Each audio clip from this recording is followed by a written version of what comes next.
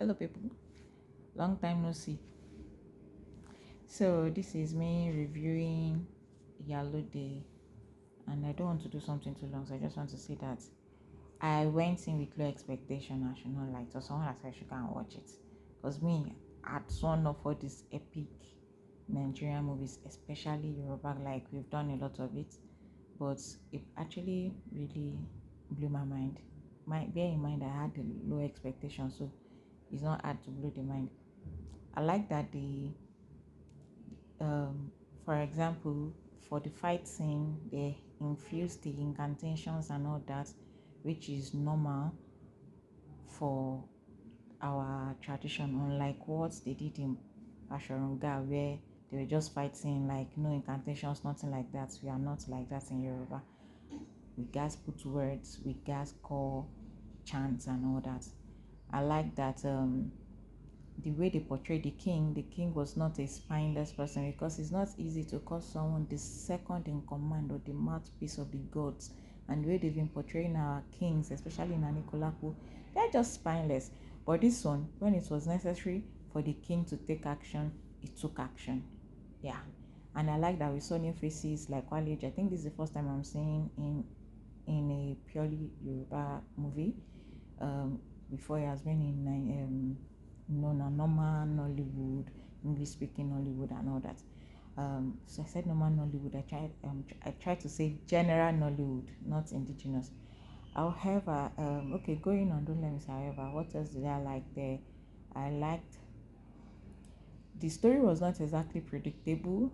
There were parts we could predict, especially towards the end, but there were some things we predicted happening that it didn't go that way, and it was in a good way, not in a bad way.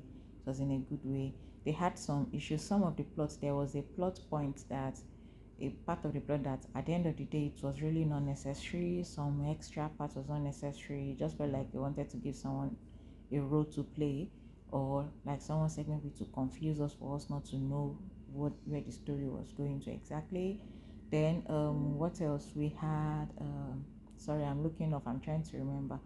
So like someone who has in-depth knowledge in all these things told me that the type of oats they used and the cow they killed was not suiting the timeline they were talking about. It's not our style, it's more of the Hausa styles. That's not the way we did our things then.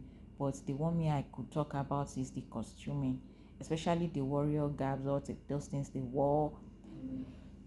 You will see the material, you even see the zip in a cloth. Like, this isn't how they would have dressed in that time. Like, this is taking me out of the believability that this happened in some years ago, when we've not even had zippers and sewing machines, and some of the materials they are using, some very shiny materials and all that.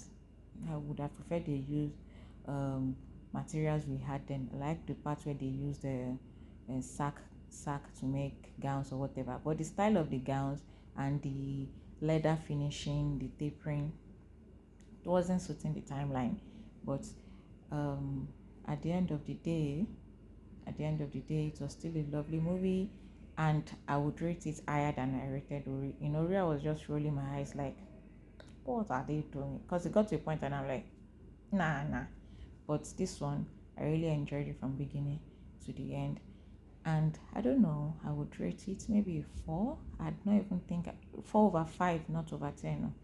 4/5. I've not really thought about it in the rating, but I know that I really enjoyed it, and I wasn't expecting that. I think I've only watched 3 movies in the cinema this year, and that was One Betty's, Ori, and It, and this will be the highest, followed by One Betty's. Ori comes third. I'm sorry. So that's it, guys.